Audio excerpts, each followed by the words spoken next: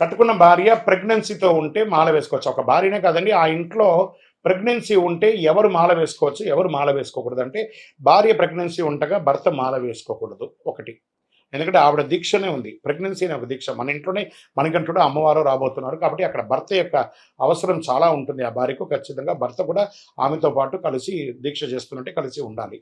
తర్వాత ఆ ఇంట్లో ఇంకెవరైనా మాల వేసుకోవచ్చా అంటే 7 నెలల లోపు ఉన్నాయి. 6 నెలలు దాటిందంటే ఇంకెవరు వేసుకోకూడదు. ఎందుకంటే 7వ నెల వచ్చిందంటే పిండానికి ప్రాణం వచ్చేస్తుంది కాబట్టి ఎనీ టైంలో డెలివరీ అవుతుంది కాబట్టి 7 నెలల లోపు ఉన్న వాళ్ళు ఎవరైనా ఉంటే కూడా ఆ ఇంట్లో ఉన్న వాళ్ళు ఎవరైనా మాల వేసుకోవచ్చు. భర్త వేసుకోవడానికి లేదు. శరణమయ్యప్ప. ఇక్కడ రైట్. ఇది నిన్న కూడా ఒకళ్ళు అడిగారు ఇది. స్వామి మాకు కొత్తగా పెళ్లి ఎంగేజ్ అయ్యిందండి.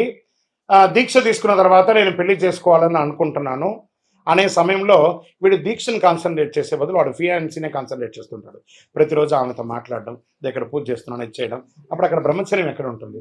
రజోగుణ పూరితమైనటువంటి ఆహారాలే కదా అందరూ తీసుకుంటారు. వాడికి అయ్యప్ప కంటే ఆ అమ్మాయితో గొప్పలు చెప్పుకోవడమే సరిపోతుంది. కాబట్టి పెళ్లి ఫిక్స్ అయిందా, పెళ్లి చూపులు అయిపోయి కన్ఫర్మ్ అయిందా, పెళ్లి చేసుకుని 1 year ఆగి తర్వాత చేసుకోండి. అయ్యప్ప ఎక్కడ పారిపోడు. శరణమయ్యప్ప. ఎవరు చనిపోతే ఎప్పుడు మాల వేసుకోవాలి ఇది వరకు, లేదా దీక్షలో ఉండగా చనిపోతే ఏం చేయాలి? ఇది 2 రకాలుగా కూడా మనం అనుకుందాం.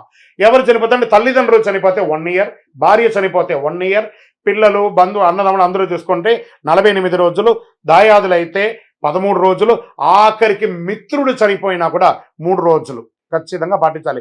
ఆ మిత్రుడిని ఇప్పుడు చూడకపోతే జీవితంలో ఎప్పుడు చూడలేం కాబట్టి అప్పుడైనా పోయి తీసుకోవాలి. మాలలో ఉన్నా లేదా మాలలో లేకపోయినా ఇదే పద్ధతిని పాటించాలి. శరణమయ్యప్ప. భర్త భార్య చనిపోయిన 1 year వరకు మాల వేసుకోకూడదు. దీక్షా సమయంలో ఇప్పుడు నేను చెప్పాను చూసారా, అకాల మరణం జరిగినప్పుడు ఖచ్చితంగా మాల తీసేయాలండి, అదొకటి. తర్వాత వారి యొక్క సొంత కూతురు మెచ్యూర్డ్ అయినప్పుడు ఆయనకి దోషం వస్తుంది కాబట్టి అప్పుడు కూడా మాల తీసేయాలి. శరణమయ్యప్ప. ఖచ్చితంగా మాలైపోయాలని మేనత్తండి, తండ్రితో పట్టినటువంటి యొక్క అక్కనో చెల్లిలో, అక్కడ మేనత్త కదా చిన్నప్పటి నుంచి ఆలనా పాలన చేసి ఉంటారు కదా, కాబట్టి 11 రోజులు 13 రోజులు సూతకం ఖచ్చితంగా ఉంటుంది. ఎందుకంటే తండ్రితో పుట్టినవారు కాబట్టి ఖచ్చితంగా మాలైపోయాలి. శరణమయ్యప్ప. మీకు విదేశాల ఆలయాలు ఉండదని చెప్పడం తప్పండి. వర్జీనియా, లేకపోతే వాషింగ్టన్ DC, లేకపోతే న్యూ జెర్సీ, న్యూయార్క్, అమెరికాలోను మంచి అతి విపరీతమైనటువంటి చలి ఉన్నటువంటి స్విట్జర్లాండ్లోను, ఆస్ట్రేలియా, దేశ విదేశాల్లోనూ, కెనడాలోను, అన్ని దేశాల్లోనూ అయ్యప్ప స్వామి దేవాలయాలు ఉన్నాయి. ఇంకా 18 బడితో సహా ఉన్నాయండి.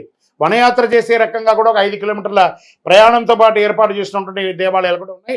అక్కడ కూడా చాలా అద్భుతంగా మంచి చలిలో కూడా చన్నీటి స్నానం చేసి దీక్ష తీసుకొని శబరిమలకి వెళ్ళే వాళ్ళు ఉన్నారు. బ్రహ్మాండమైనటువంటి యాత్రలు చేస్తున్నారు. 41 రోజులు 48 రోజులు వ్రతం తప్పకుండా చేసి మరీ భారతదేశానికి వచ్చి ఇరుముడిస్తున్నారు. రాణిలేని వాళ్ళు అక్కడే వారి వారి ప్రాంతంలోనే ఇరుముడి కూడా ఇస్తున్నారు. శరణమయ్యప్ప.